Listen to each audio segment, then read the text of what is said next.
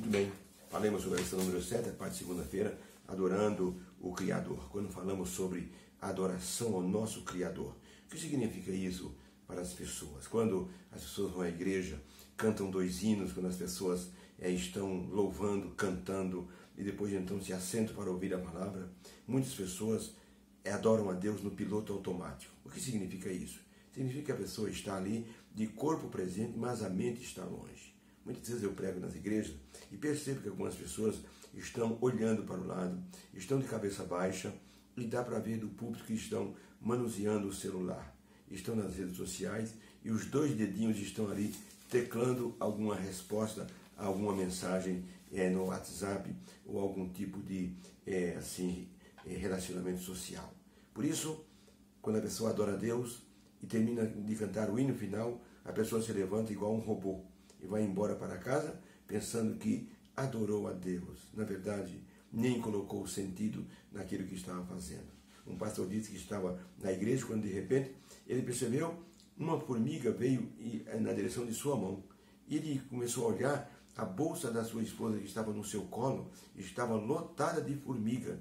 Ele abriu a bolsa e percebeu que sua esposa havia esquecido uma bala dentro da bolsa e ali estavam as formigas.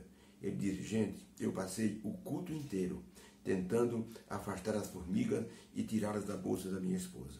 Ele disse: sabe o que eu pensei? Enquanto estamos na igreja adorando a Deus, quantas formigas diferentes de pensamentos ou atitudes aparecem durante o culto.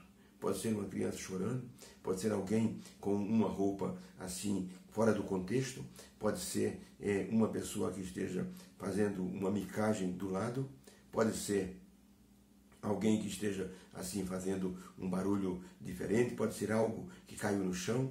Muitas vezes nós nos distraímos e adoramos a Deus no piloto automático. Por isso, certo pastor notou que no primeiro banco de uma igreja havia uma senhora que sempre vinha com a criança.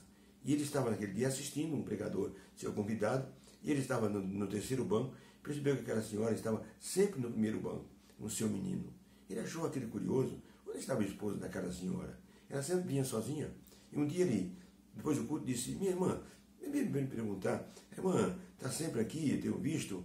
A irmã vem de onde? Ela disse: ó pastor, eu ando 8 quilômetros para vir aqui à igreja. E seu esposo? Meu esposo, ele não pode andar, ele tem paralisia. E ele então fica em casa com as minhas outras 3 crianças, lendo a Bíblia, contando história.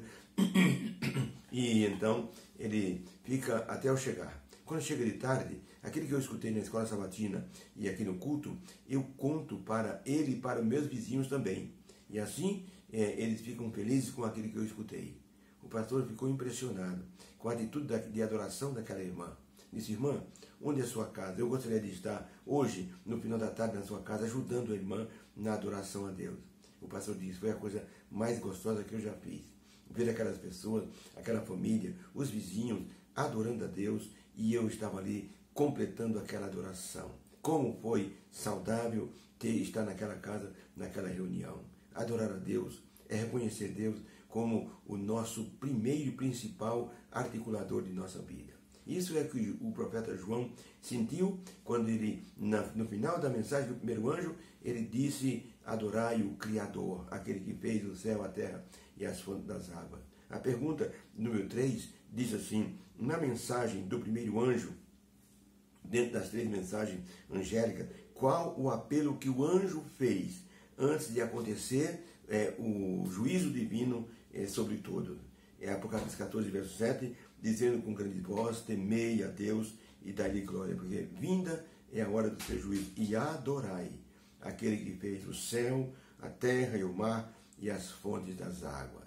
Então ainda o apóstolo Paulo diz assim: porque as coisas invisíveis, desde a criação do mundo, tanto aquelas que se podem perceber, vem do eterno poder de Deus, a divindade que fez todas as coisas, pela qual nós movemos e existimos e estamos aqui vivendo, para que tudo se torne inexcusável para aqueles que rejeitam o poder de Deus. Então, a grandiosidade de Deus deve ser então entendida com o poder criador que ele tem. Tá? Se o anjo está assim clamando para que as pessoas adorem a Deus, é porque as pessoas não estão fazendo isso no tempo presente.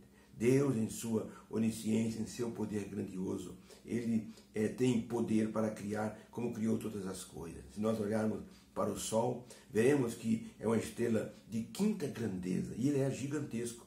Dentro do Sol cabe 1 milhão de planetas Terra lá dentro.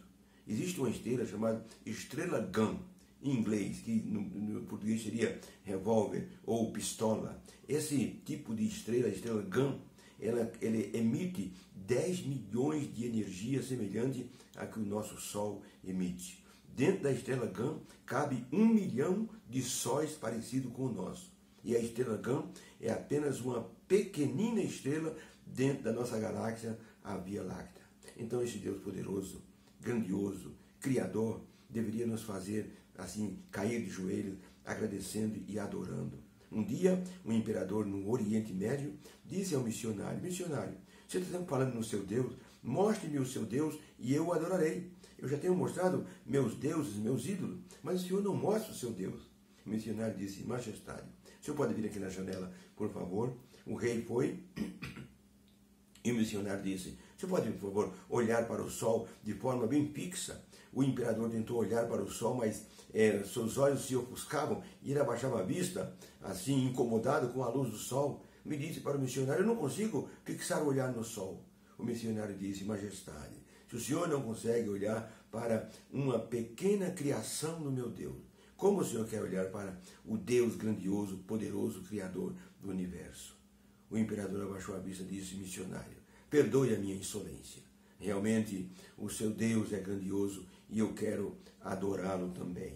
Por isso, o anjo está dizendo, como final da primeira mensagem angélica: adorai aquele que fez o céu, a terra e o mar e as fontes das águas.